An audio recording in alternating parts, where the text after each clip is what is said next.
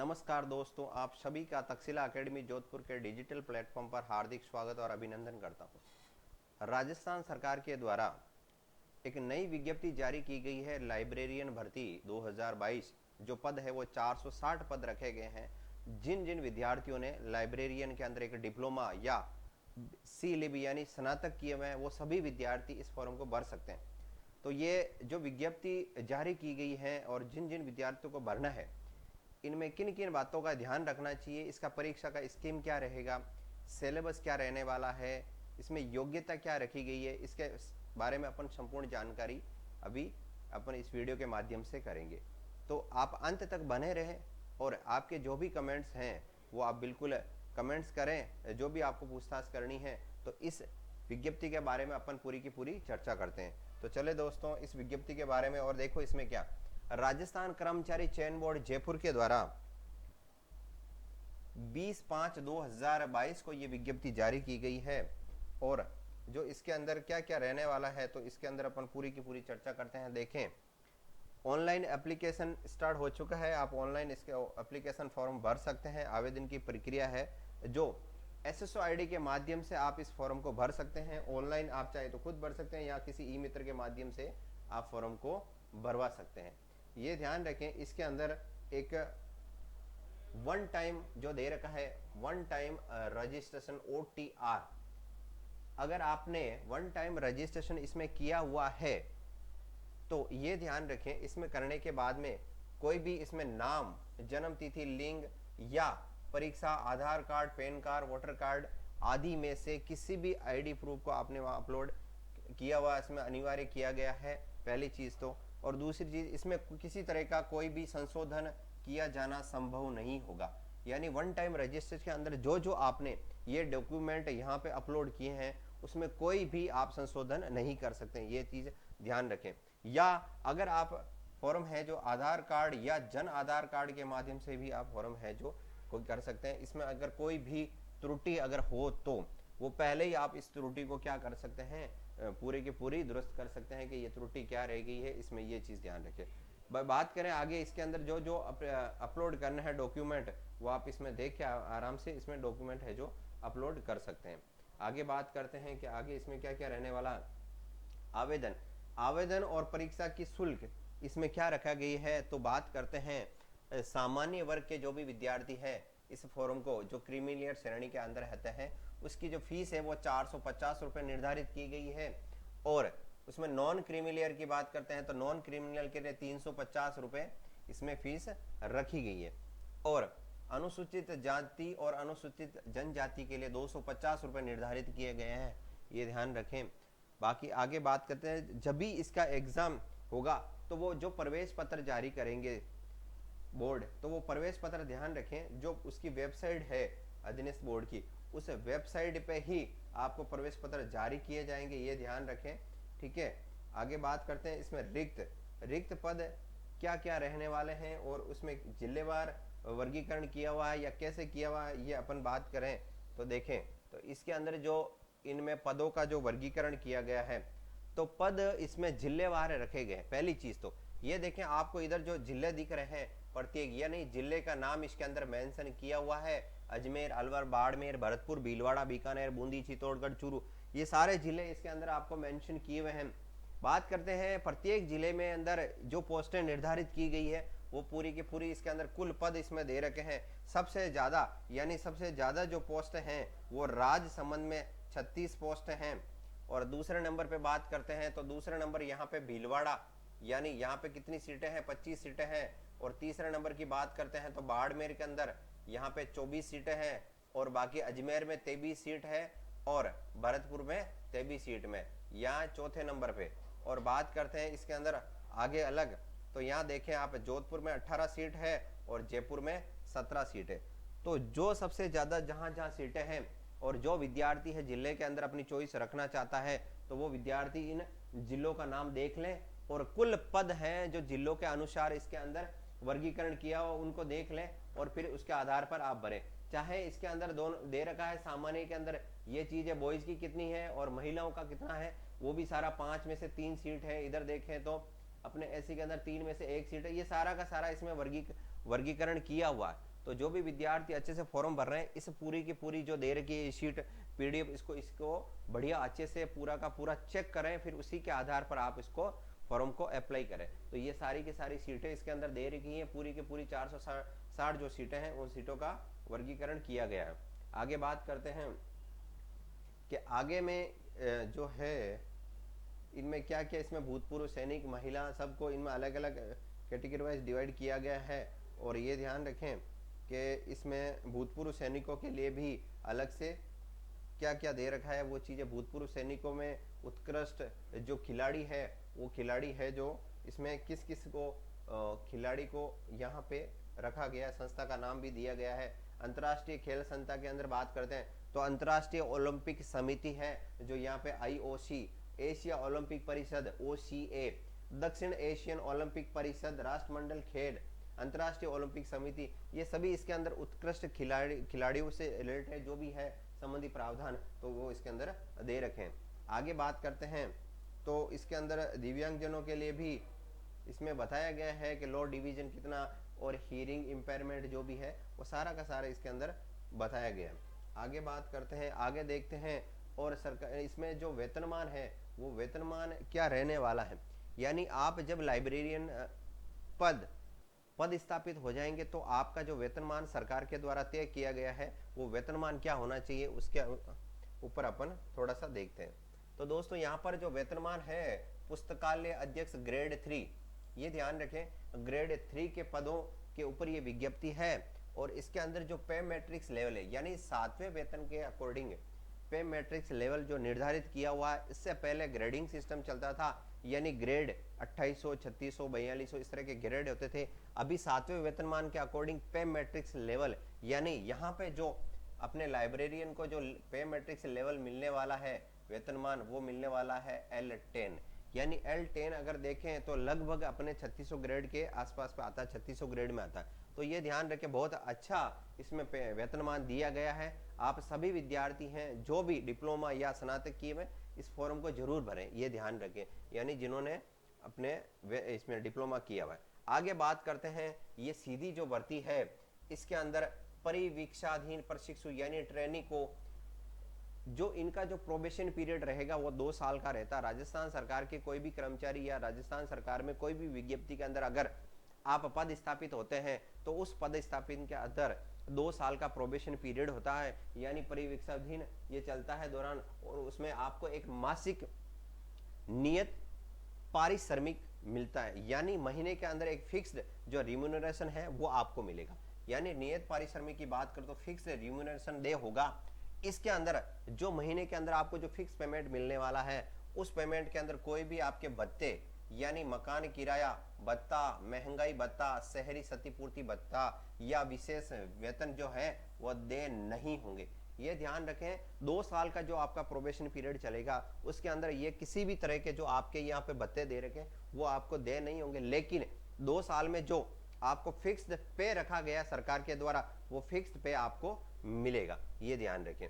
और जब आपका 2 साल का जो प्रोबेशन पीरियड की अवधि है, जब प्रोबेशन पीरियड आपका संतोषजनक पूरा का पूरा कंप्लीट हो जाएगा और आपकी सेवाएं संतोषजनक रहेगी तो 2 साल के बाद में एज ए आप सरकार के नियमित कर्मचारी हो जाएंगे। और जब नियमित कर्मचारी होंगे तो उस पद के ऊपर जो भी वेतन श्रृंखला होता है वो सारे के सारे वेतन श्रृंखला मिलेगी और उसमें जो भत्ते होते हैं वो आपको क्या हो जाएंगे, दे हो जाएंगे और आप स्थायीकरण का मिल जाएगा सर्टिफिकेट, यानी आप स्थायी के कर्मचारी, सरकार के स्थायी कर्मचारी संतोषजनक सेवा के साथ हो चुके हैं।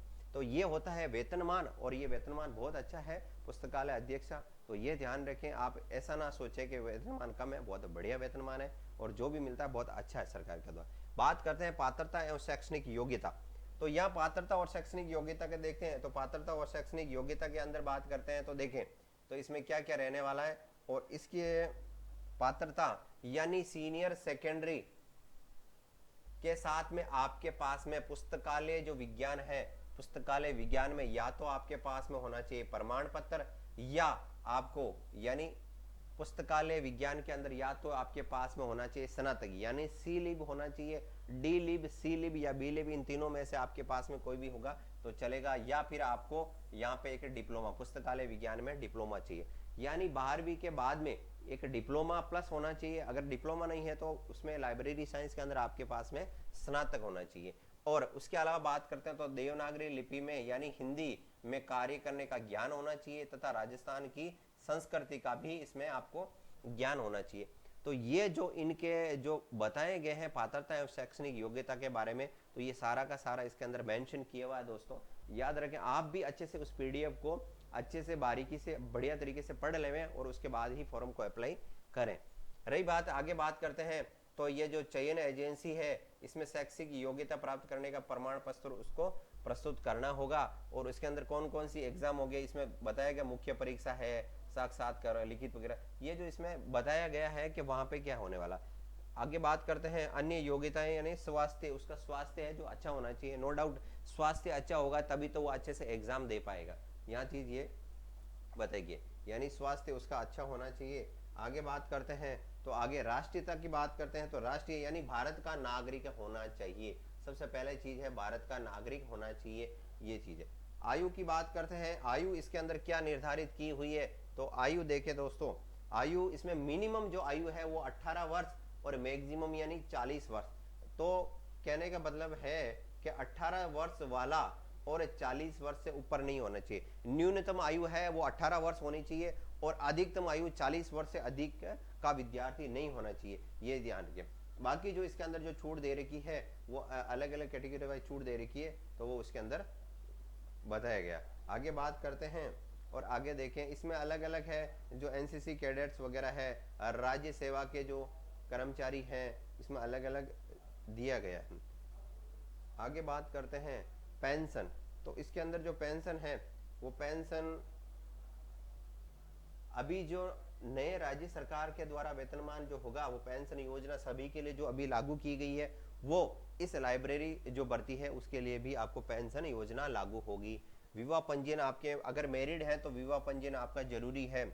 और परीक्षा का शुल्क, यह ध्यान रखें, यह सबसे इंपॉर्टेंट चीज इसमें बताई गई है, परीक्षा का शुल्क है जो आप ऑनलाइन फॉर्म भर रहे हैं, ऑनलाइन आवेदन करने के बाद में यहाँ पे डेट दी गई है 26/5/2022, 26 मई से लगाकर और 24 जून 2022 की मध्य रात्रि 12 बजे तक आप है जो इसका शुल्क है, जो परीक्षा का शुल्क है जो जमा करा सकते हैं। जो आपका टाइम ड्यूरेशन सरकार ने दिया गया है, एजेंसी ने, अधीनस्थ बोर्ड ने, आप उसी के बीच जो दौरान दिया गया आप अपना जो है शुल्क जमा करा लें, डिले ना करें। याद रखें, अगर एक बार ये जो मौका चला गया उसके बाद में आप फॉर्म में शुल्क जमा नहीं करा पाएंगे, तो ये विशेष रूप से इसका ध्यान रखें। आगे बात करते हैं परीक्षा का माह। यहाँ जो परीक्षा का माह दिया गया है यानी परीक्षा की डेट इसके अंदर आपको घोषित कर दी गई है। और जो भी विद्यार्थी ये सोच रहे हैं कि यहाँ पर परीक्षा इस टाइम होगी या नहीं होगी, तो चिंतन ना करें, आप अभी से इसी वक्त से तैयारी बढ़िया धारदार स्टार्ट कर दें।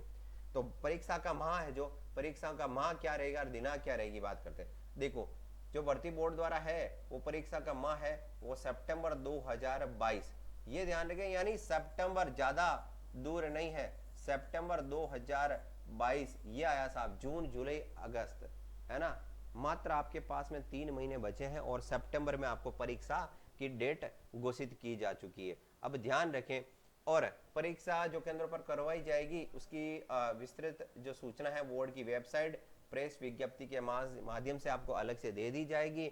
और बोर्ड के पास जो परीक्षा का दिनांक एवं स्थान में परिवर्तन करने का अधिकार सुरक्षित है। बोर्ड चाहे तो उसका एग्जाम डेट आगे भी जा सकती है, ये ध्यान रखें, लेकिन अभी फिलहाल आपको सितंबर 2022 के अंदर बता दिए गए एग्जाम इसी डेट को होने वाला है, ये ध्यान रखें।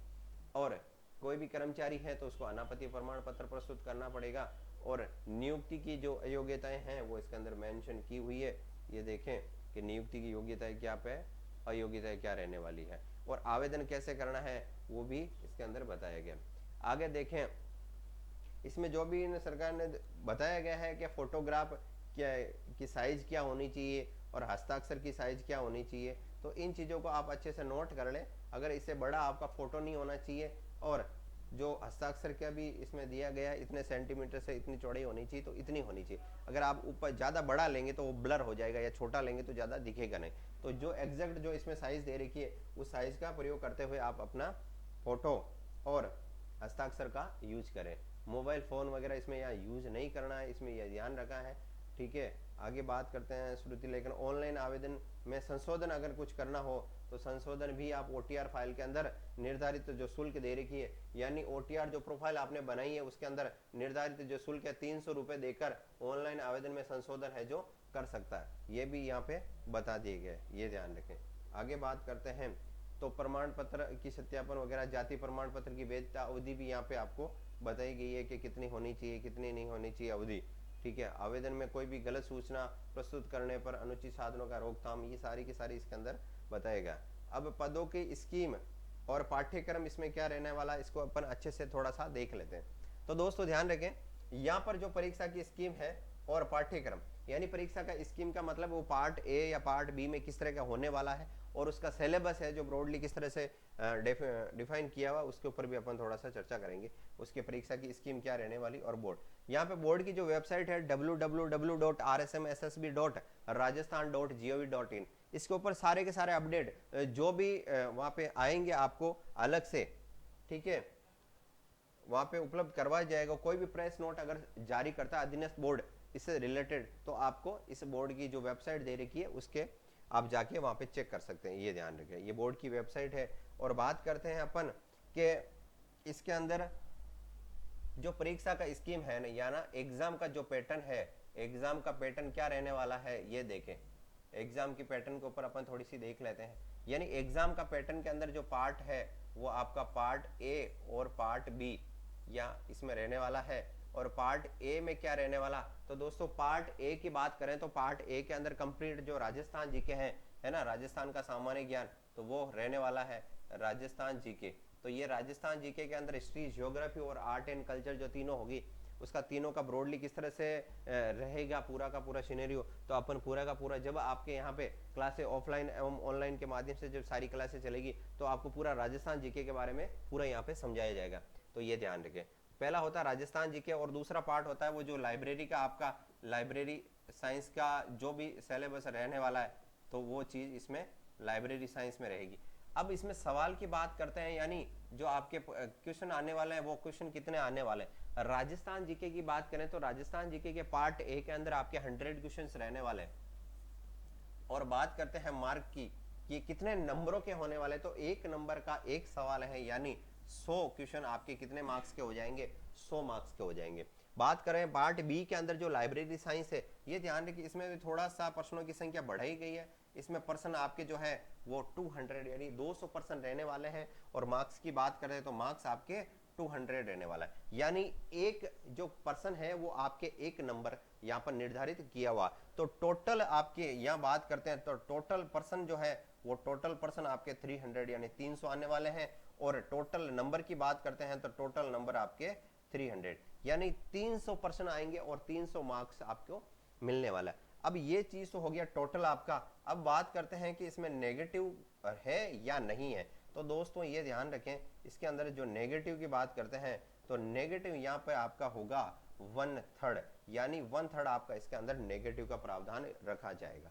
तो अभी इसे ध्यान रखें, नेगेटिव बहुत कम करने हैं। और वो नेगेटिव कम कब होंगे, वो जब भी होंगे जब आप अच्छे से राजस्थान जीके का जो सिलेबस है उसको बहुत अच्छे से तरीके से एक बार नहीं, दो बार नहीं, कम से कम 3 से 4 बार उसको बढ़िया तरीके से रिवीजन करेंगे। और जो प्रश्नों की संख्या दे रखी है उसको एमसीक्यूज के आधार पर आप बहुत सारे एमसीक्यूज सोल्व करेंगे। और अपने तक्षशिला एकेडमी जोधपुर के ऑनलाइन जो बैच है और ऑनलाइन जो टेस्ट सीरीज है उसमें बहुत सारे एमसीक्यूज आपको मिलने वाले हैं, ये चिंता नहीं करें। दूसरी बात करते हैं लाइब्रेरी साइंस में भी आपके बहुत सारे क्वेश्चंस रहेंगे। तो ये सारे के सारा ये पूरा का पूरा आपका पैटर्न है, तो इस पैटर्न के आधार पर ही आप है जो तैयारी को सुनिश्चित रखें, ये ध्यान रखें। बाकी तक्षशिला एकेडमी जोधपुर आप सभी विद्यार्थियों के लिए बहुत ही जल्द आपके पूरा का पूरा ऑनलाइन बैच, लाइव बैच रहेगा और रिकॉर्डेड बैच भी रहेगा और ऑफलाइन बैच ही बहुत जल्दी आपको यहाँ पे प्रारंभ किया जा रहा। दोस्तों ध्यान रखें 460 पदों पर यह विज्ञप्ति है, कम नहीं है। प्रत्येक विद्यार्थियों को एक पोस्ट चाहिए, उसके लिए कम से कम आपको पढ़ाई बहुत बढ़िया करनी पड़ेगी। और जब पढ़ाई बढ़िया होगी तो आपकी पोस्ट जो आपने सोची है, जो आपका सपना है, जो आपके माता पिता का सपना है, उसको पूरा करने का अब समय आ चुका है। और ये समय जब पूरा होगा जब आप इसको अच्छे से करेंगे। क्यों? आपके पास में टाइम नहीं है। इसकी एग्जाम डेट जो दे रखी है वो ध्यान रख, एग्जाम डेट क्या है, यानी सितंबर 2022 में भी बात करूं मैं, आगे नहीं बढ़, 2022 में इसका एग्जाम हो जाएगा।